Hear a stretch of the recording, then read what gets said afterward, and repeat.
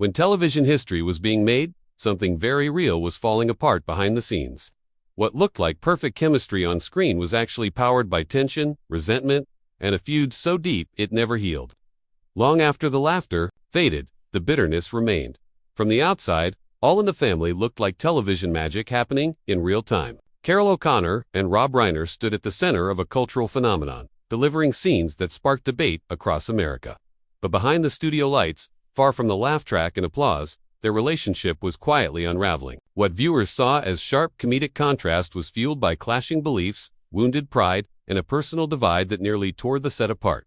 On screen, they were the perfect opposites. Archie Bunker and Michael Stivic represented two worlds, colliding. But that contrast didn't stop at the script. It spilled into real life almost immediately, and the dislike between the two men never stayed subtle. For years, audiences assumed they were close, bonded by success and long hours together. That assumption couldn't have been more wrong. Even before the cameras rolled on the first episode, cracks were already forming. When the show premiered in January 1971, Carol O'Connor was a seasoned veteran. He had decades of experience in theater, film, and television, and he approached acting with discipline and seriousness. For him, performance was about nuance and truth. Every pause mattered. Every line carried weight. The character always came first. Rob Reiner entered the show from a completely different place. He was younger, outspoken, and deeply shaped by the political and cultural shifts of the late 1960s. To Reiner, All in the Family was more than entertainment. It was a statement. His character wasn't just Archie's son-in-law for comic relief. Michael Stivic was written as a direct ideological counterpunch. And Reiner leaned into that mission with intensity. That ideological clash didn't stay on the page, it walked straight into rehearsals. During early table reads, O'Connor noticed behavior that immediately bothered him. Reiner interrupted scenes, questioned line readings, and challenged how moments were framed. To O'Connor, this wasn't collaboration. It felt like confrontation. He believed Reiner wasn't interpreting the role, but trying to control the message. The tension escalated quickly. Reiner argued that Archie Bunker needed to be portrayed as clearly wrong, not layered or humanized. He wanted the message unmistakable. O'Connor pushed back hard. He believed Archie's power came from being recognizable, not humiliated. To him, turning the character into a moral lecture stripped away the truth that made him dangerous and real. Rehearsals stalled more than once. O'Connor would stop mid-scene, stare directly at Reiner, and refuse to continue until the room settled. He didn't raise his voice. He didn't argue. The message was clear. Authority had limits. From that point on, respect eroded. What began as creative disagreement turned personal. O'Connor later described Reiner not as a fellow actor, but as someone who acted like a judge. In his mind, Reiner stopped arguing with Archie Bunker and started arguing with him. As the show exploded into the most-watched sitcom in America, success only amplified the hostility. The same tension that made the show electric on screen created constant strain behind the scenes. Norman Lear quickly realized the conflict wasn't fading. It was becoming a permanent fixture of the set.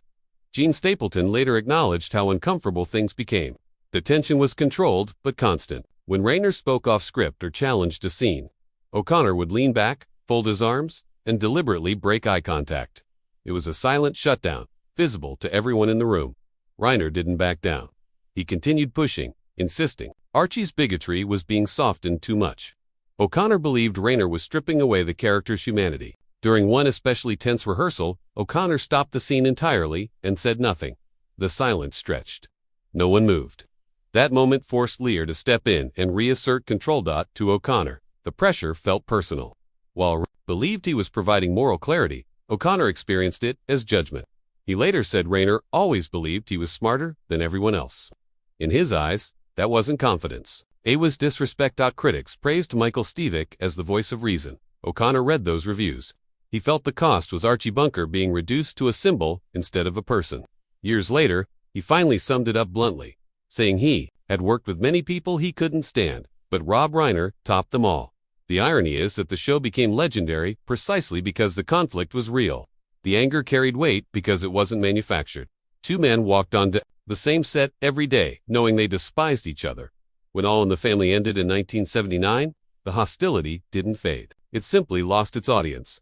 O'Connor moved directly into Archie Bunker's place, and those around him noticed he seemed calmer, lighter.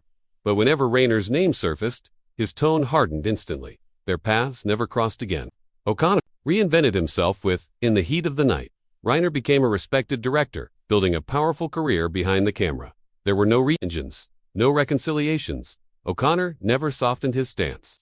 Reiner, in contrast, remained almost completely silent. He never challenged O'Connor's version of events. When O'Connor passed away in 2001, Reiner offered only restrained professional respect. Nothing more. The story ended the way it lived. Unresolved. Heavy. Frozen in time. There was no final conversation. No healing moment.